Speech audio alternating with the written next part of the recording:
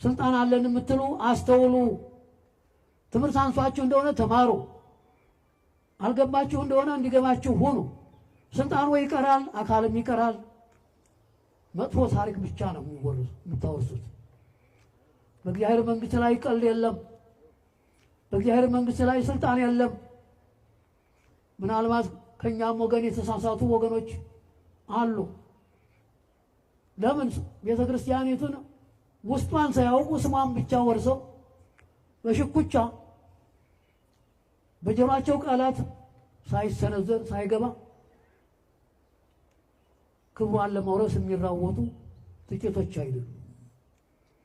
ሕጓን ስርዓቷን ሳይጠነቅቁ ከመምህራን ጋር ሳይነጋገሩ ሳይጎራበቱ በሜዳ ሩጠው በሜዳ ላይ እየሰለጠኑ የቤተ ክርስቲያኒቱን አዋጅ ያልሰሙ እያለች እንደሌለች እያሰማች እንደማይሰማ የራሳቸውን ስጋዊ ትዳር ብቻ ለማጎልበት የሚራወጡ ጥቂቶች አይደሉም።